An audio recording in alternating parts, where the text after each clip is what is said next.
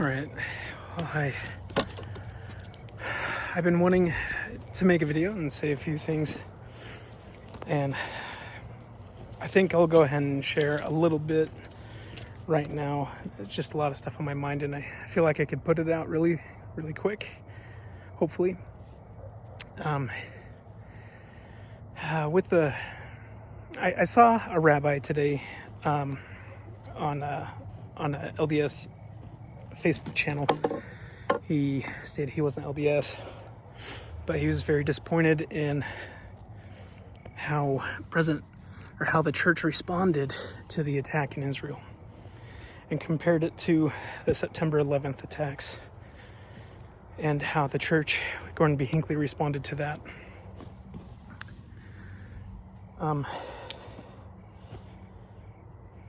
And I think there's some people who became pretty divided over some of this stuff. They'd like to see President Nelson take more of a harder stance, I guess. But the thing is President Nelson, Gordon B. Hinckley, they're different people, and they're serving in different times. Gordon B. Hinckley was prophet of his time. President Nelson is prophet here. And, you look back at the early 1990s when President Nelson first addressed the name of the church. And then the following conference, Gordon B. Hinckley saying, well, there's nothing wrong with saying Mormon. I'm glad of it. He said it in a far more eloquent, beautiful way.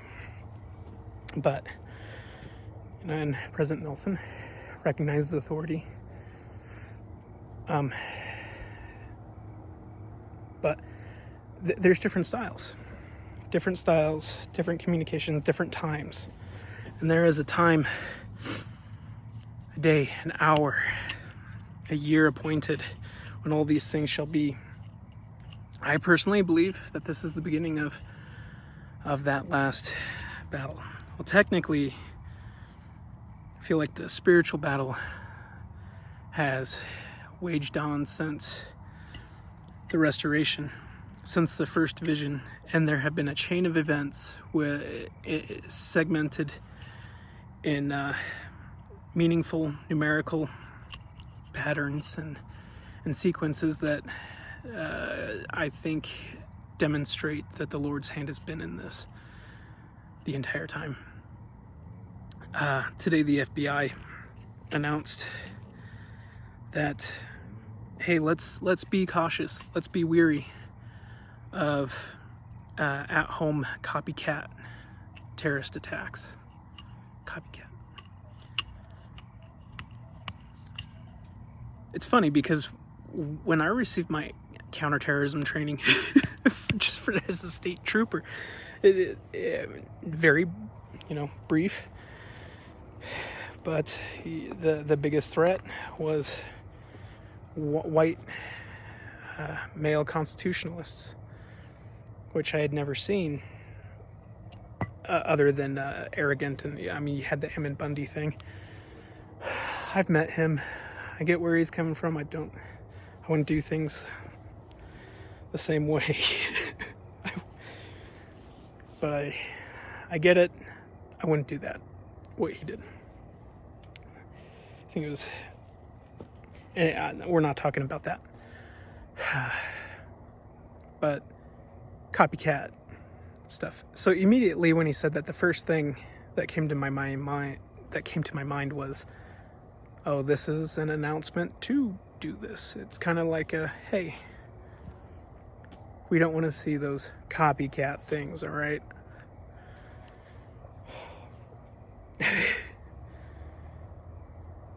This coming from the same people who handled January 6th and had all of their folk in there instigating.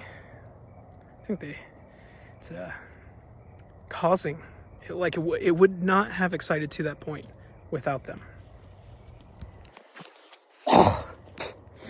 Excuse me. But We just caught tons of Syrians trying to cross the border, military age. No, just men. No women, no children. Same thing with Chinese. We caught a bunch of Chinese at the southern border. Same thing, just being processed. For whatever reason. We do know that Iran's goal is to widen that wedge between Syria and Israel and to really manipulate things. Russia's got Syria's back. This whole instigation, this whole horrendous war crimes, everything going on, they're doing it to provoke Israel to leave their own land. Now look at the Book of Mormon. Anytime you leave your own land, anytime you're not protecting, anytime you go out, and they need to find their people. They need to get their people. The hardship the Palestinians are going through. At the same time, they were born and raised in this. Many of them have been supporters of Hamas or something similar to Hamas. And I don't think any of them deserve that type of treatment. If I had it my way, I would have had some UN or Middle Eastern conglomerate of states work together to provide yurts and sanction and temporary housing, tents and food and things like that would be waiting somewhere isolated for those people who are leaving. Yet nobody wants to take them, except for that congressman, the Democrat who pulled the fire alarm. Democrat, Republican, I really don't care. What I care about is common sense and not common sense. If a Democrat is best for the job and they have their head on their shoulders, I would probably hire them for that role that they are very efficient in. Because looking at the Republicans, not every Republican agrees on the same thing. Not every Democrat agrees on the same thing. And most people, they don't live their own religion, belief system, political system. They have it all written down and say that's what we believe, makes us feel good, makes us feel righteous and like we stand for something. But when it comes down to it, nobody lives up to what they claim to believe. The difference is where we sin, where we make error, we try again. We try to correct it, or at least we should. I think many of us don't do that. I think I don't do that sometimes. And even in little minuscule things, small things too. And we let those small things go. We justify it.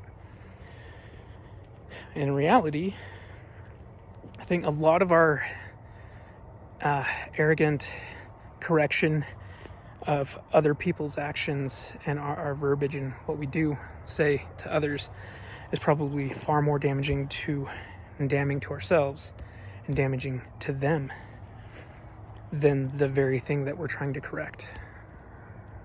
That is actually something that Neil L. Maxwell said. I saw it in a meme, so it must be true. But this instigation is specifically to pull Israel out, get them on a multi-front war, and then give the excuse like, oh, hey, he hit me, gosh, jeez, why are you such a bully? And get these people united. Even the United States, all nations will be gathered against Israel.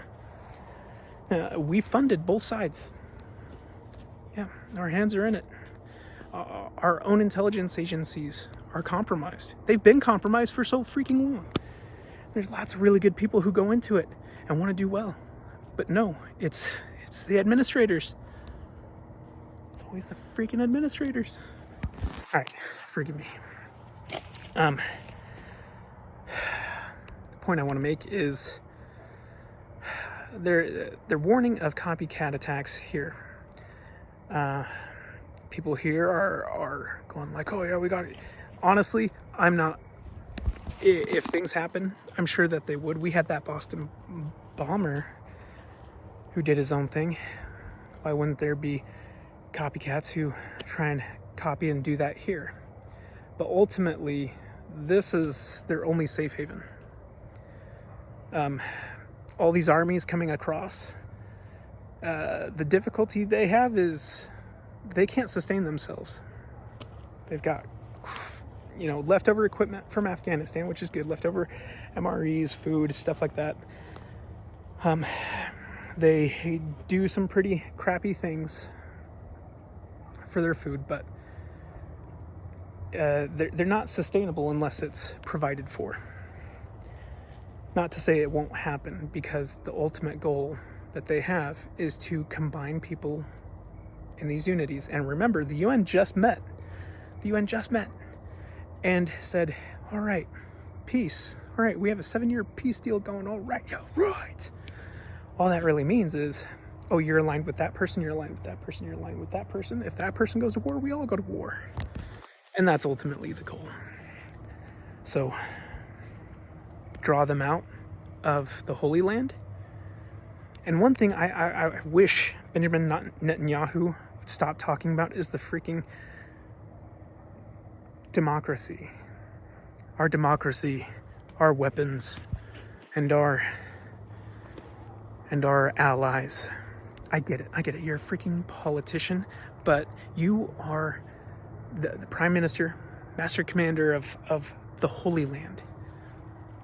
Of a holy people. Holy people. A holy people that are related to the very people that are trying to kill them.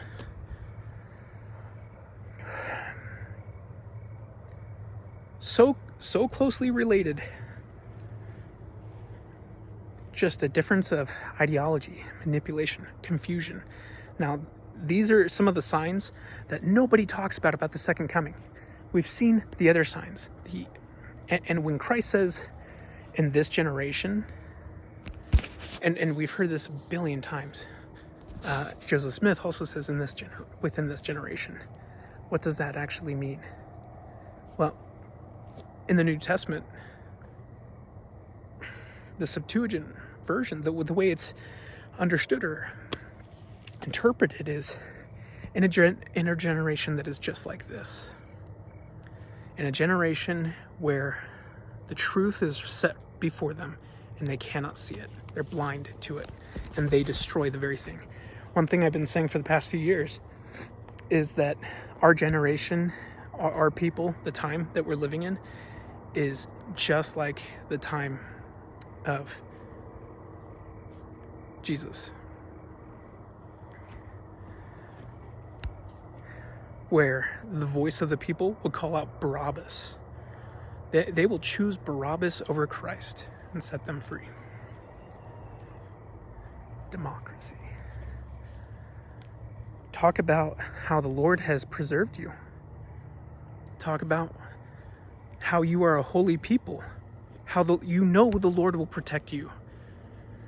Yes, we have Ephraimites, Josephites, all the people who have combined and come into the United States. And the United States has built up a great nation who has come over and put its arm over the world, but is also compromised in some areas itself.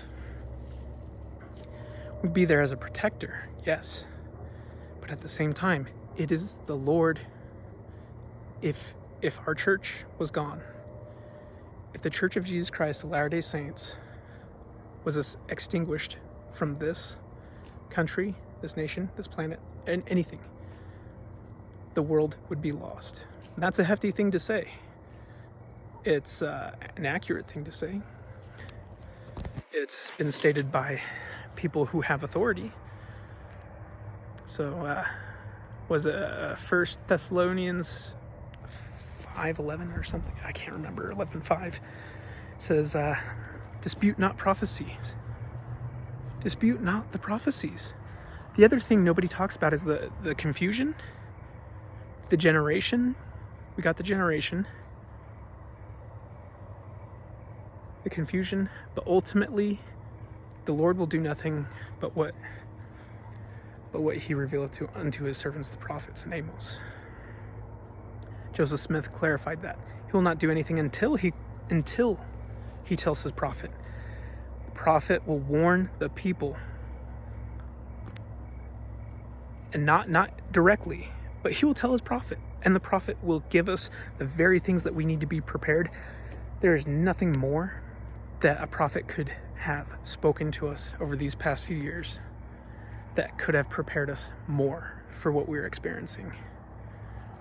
And we have just been so myopic to only see it past tense, to only see it after it's happened. No, we are being told about this. And I saw somebody going over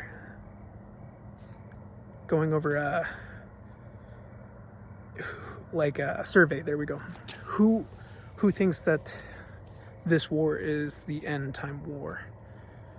Who thinks that this is just another one of those wars, but ultimately there will be another one much later? Most of the people voted for the one that is going to be much later. That shows, and the things being shared in these second coming groups, and I'm kind of like, my goodness, do you know how much has already been clarified? Especially with YouTube channels like Christian Homestead, who's clarified these things. There's things that, I had like maybe this thing. I thought about all these different thoughts. Have one in the back of my mind. There's usually one I don't want to share because I haven't heard it before, and I don't want to look like a heretic, and I don't want to say something out loud that hasn't been, that may contradict doctrine. So I have to look up the doctrine and principles that would contradict. But it's that type of thinking which prepares the mind, the heart, and the willingness to know truth and to understand. The discernment that we need at this time is beyond anything that it's the same discernment that they needed at the time of John the Baptist and Jesus Christ.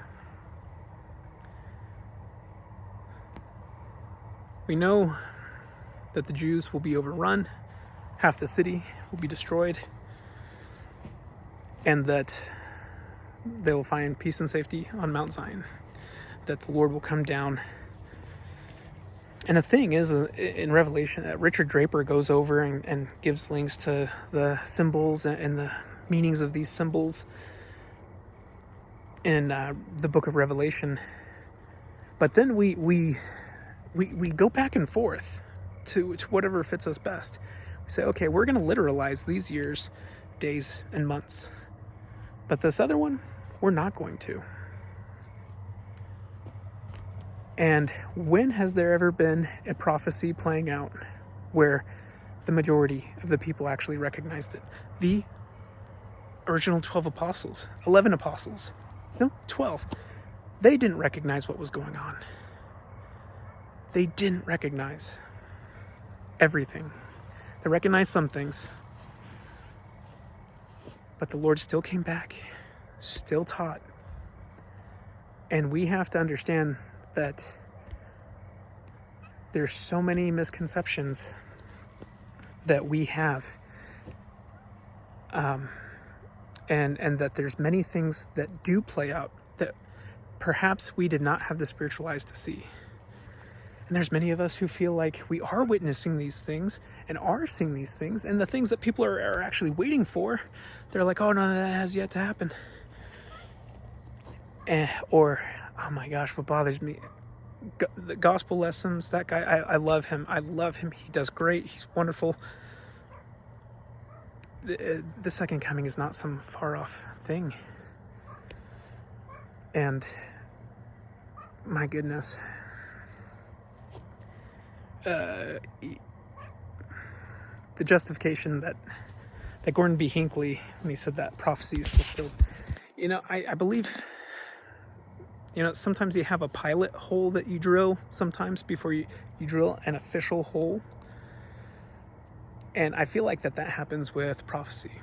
Yes, you have types and shadows, but I think there is a pinpoint a thing that distinctly does happen, which sets off an inevitable chain of events to a next section. And I feel like prophecy ends up being like that. Your pilot hole, all right. As soon as you finish that pilot hole, all right, hinge point. But this is the wrapping up scene. This is the closing. This is what we've been prepared for. And people keep saying, no, it's our children's children that will inherit the millennial kingdom and everything. And yeah, of course they will. There's a transition period, though. You have to go through a transition, and it's gonna be hard. Perhaps our children, grandchildren, will enjoy the peak of the millennial kingdom, or our children's children. But we will see that transition. Look at the building up of any holy city. Look at what happened to Zion when we settled in the Salt Lake Valley. Hard work. Had to bury the foundation stones. Dig it back up. They're cracked. Have to replace it. All these years later, we're fixing it again. We're strengthening it for the millennium. I mean, it's on us. It's inevitable. It's rolling forward. And I kick my own butt about the little things that I could improve on. And I'm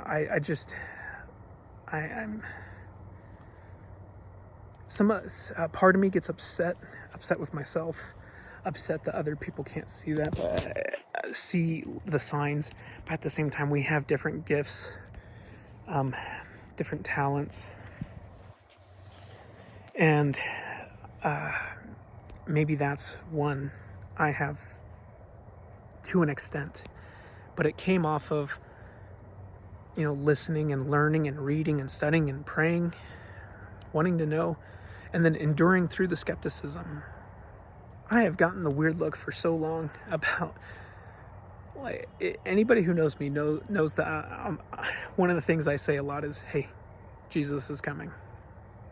Be prepared. I've said that for years.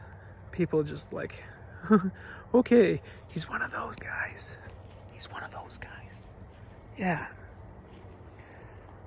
Well, I mean, it's happening. In fact, Connor Boyack, he writes the Tuttle Twins children's books. He's the owner of Libertas Institute, libertarian think tank. I was actually his operations manager before I joined the state police. And man, think of the best boss you could freaking work for. That guy is it. And we may not agree on everything, but he'll patiently tell me why he disagrees, or tell me, hey, look into that further. Like, you couldn't ask for a better boss than him. Sometimes I kind of regret leaving. Because when I left to go to join the state, he's like, yeah, well, making your choice. And then there's one girl in the back like, statist. But there's insights and lessons that I learned through that experience, and overcoming certain difficulties, and becoming far more than surpassing more than what I thought I could. And so I'm glad, and it's brought me full circle. Anyways, he was speaking. He does these Sunday musings, and where he just does what I'm doing right now, and he shares his thoughts. And I thought he made some very good points about just what I had mentioned earlier, about how Israel needs to focus more on holiness and not go out and invade. The thing is I I'm not favorable of leaving your homeland to invade another country. I am in favor of extraction teams. I'm definitely in favor of extraction teams and also conversion through love. Kill them with kindness. And maybe you've heard me tell this story before. I used to have a professor at Utah Valley University who, she was just ornery, just rude to everybody, and just made class miserable. And it was a film class, the most enjoyable class you could possibly have. And she was a little overweight, short, carried a lot of bags and stuff with her into class every day, and it was a little bit of a walk. And I'd be coming back from my psychology course, and that was her car right there. After my first couple experiences with her, I'm like, you know what? I'm gonna change her attitude. So I asked her, hey, can I give you a hand? Started talking to her about why I loved film and thanking her for teaching the class. She then learned I knew Mitch Davis, the director of Other Side of Heaven. He was in my stake growing up. I went to school with his son. He's a little bit younger than me. And she's like, oh, you know that guy? So I got him in touch with her son, and she warmed up, not just to me, but to the entire class. And so I would help her carry her books, carry her bags, and just listen and talk, because I love to talk, as you can tell, if any of you have made it this far. And so I believe in killing them with kindness. I believe in extinguishing the poor behavior with good stuff. And that's easy to do with people you don't know for some reason. And when it comes to your own family, it's like, I was far more patient with a guy who was trying to kill me than with my son getting poop all over the place. Not that I went crazy or anything, okay? All right. So Troy does this to me. Troy Amos. I talked to him on the phone. He's got a Last Dispensation show. Go check it out. I'll be on the phone with him, and I'll tell my daughter, like the other day, I'm like, hey, what are you doing? Go get your pants on. She came in from the bathroom to answer the front door when me and my son were coming into the house. And our front door is open to the street. I don't want, and there's a school. I don't want kids to see my daughter, a little 4-year-old, with her pants down, because she was just being so helpful to answer the door when she's sitting on the toilet. And so, hey, go get your pants on. Now, on the phone, that may sound very direct. To me, like, I'm smiling, and I'm just like, urgent. Let's do this. And he's like, hey, be nice to your kids. And I'm like, what the freak? You know what? I am nice to my kids. I'm like, you know what butters my biscuits? Anyways, another one of those tangents. Funny story. I did have a roommate at the academy. I had him twice at 2 different academies. Great guy. Might be a psychopath. Like, that guy endures pain like no other. And he, just weird. Okay. Anyways, we were getting an early inspection. He was in the shower. Let him know, hey, these guys are out here. They're doing the inspection. And so you have to come out, stand at attention outside your door while they check the dorms. And you're not supposed to come out without your clothes on. And that was actually in the guidebook. So, you know, we all know that. But in the heat of the moment, you're more afraid of not being at attention than breaking a rule in the handbook, because you're wanting to face the immediate authority. And so he came out in a towel, dripping wet. He's like, ugh! And then we have a guy and a lady who are checking in, and she's just like, It's in the guidebook, you can't do that. But it gained a lot of admiration.